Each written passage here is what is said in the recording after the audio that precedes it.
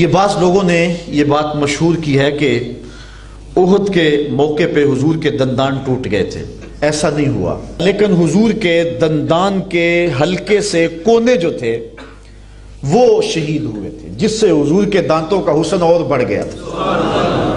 یعنی دانت شہید نہیں ہوئے تھے، سارے دانت شہید ہونے کا مفہوم یہ ہے کہ دانتوں کے تھوڑے سے کونے جو ہیں وہ شہید ہوئے تھے، جس کی وجہ سے جو ہے وہ حضور کا حسن اور بڑھ گیا. اچھا، کافر بڑے خوش ہوئے جب انہیں پتا چلا نا کہ احد میں حضور کے دانت شہید ہو گئے، اور دانتوں سے انہوں نے یہی مفہوم لیا کہ شاید دانت ہی نکل گئے، تو وہ بڑے خوش ہو گئے کہ شاید اب حضور سونے نہ لگے. اللہ اکبر. حضرت عبداللہ ابن عباس کہتے ہیں کہ وہ حضور جب تشریف لائے نا احد سے، تو آقا کریم علیہ السلام جو ہے وہ منبر پہ جلوہ فراز ہوئے، تو یہ بھی آ بیٹھے کہ اب منظر دیکھتے ہیں. تو کہتے ہیں جب میرے محبوب نے خطبہ پڑھا نا تو حضور کے دانتوں سے ایسا نور نکلا کہ جدھر دیکھا نور ہی نور چھا گیا، دانت نظر ہی نہ آئے، نور ہی پھیلا ہوا.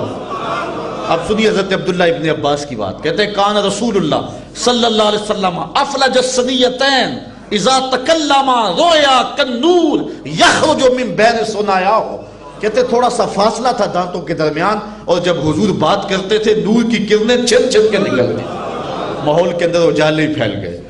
امام بوصیری علیہ رحمہ کو کون نہیں جانتا؟ یہ وہ شخص ہیں جنہوں نے ساری زندگی بادشاہوں کے قصیدے لکھے. جب وقت آخر آیا، امام بوصیری کو فالج کا حملہ ہو گیا. اب سارے شہنشاہ چھوڑ گئے، جو نذرانے دیا کرتے تھے، اپنے قصیدے لکھوایا کرتے تھے، بندہ بیکار ہو گیا، چھوڑ گئے. امام بوصیری چارپائی پہ لگ گئے. ایک دن رات کا موقع ہے، شام گہری ہو گئی. بوصیری کے دل میں خیال آیا اب کوئی پرسان حال نہیں رہا، ساری زندگی شاہوں کے قصیدے لکھے، اوکھا ویلا آیا تو چھوڑ گئے. تو سوچا کیوں نہ اس کا قصیدہ لکھوں جو شاہوں کا شاہ ہے. اچھا، قلم پکڑا اور حضور کا قصیدہ لکھا. بوصیری قصیدہ لکھ کے سو گئے، مقدر جاگے حضور تشریف لائے، اور آقا کریم نے فرمایا بوصیری جو قصیدہ لکھا سناؤ تو صحیح. امام بوصیری نے رات خواب میں وہ قصیدہ حضور کو سنایا.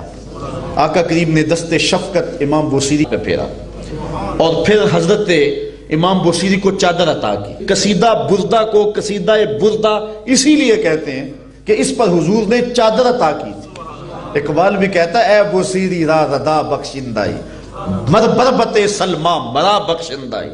اے بوصیری کو چادر دینے والے میری طرف بھی نظر کرم کی. اللہ اکبر.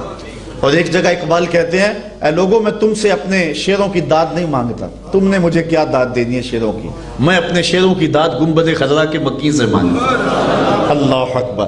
تو حضور علیہ السلام نے چادر عطا کی. امام بوصیری اٹھے تو دیکھا چادر سراہنے پڑی ہوئی تھی اور پورا بدن سلامت ہے. بس فوراً غسل کیا، وضو تازہ کیا، اور پھر اٹھے اور چادر اپنے کندھوں پہ اڑی اور کہا کہ تہجد کی نماز جا کے مسجد میں پڑھتا ہوں.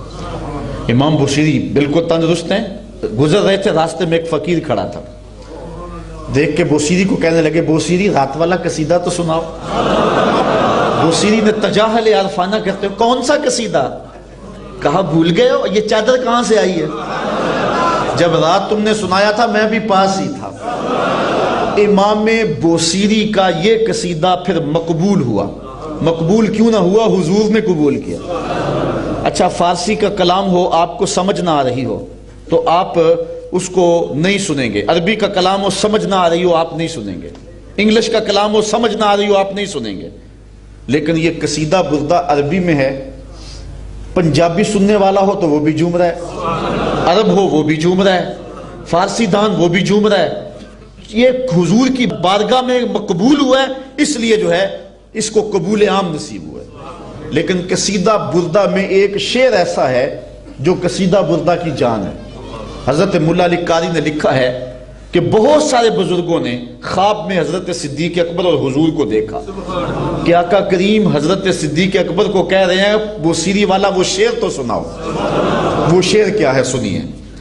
اللہ اکبر. وہ شعر ہے، حضرت امام بوصیری کہتے ہیں کأنما اللؤلؤ المکنون فی صدف من معدن منطق منہ ومتبسم.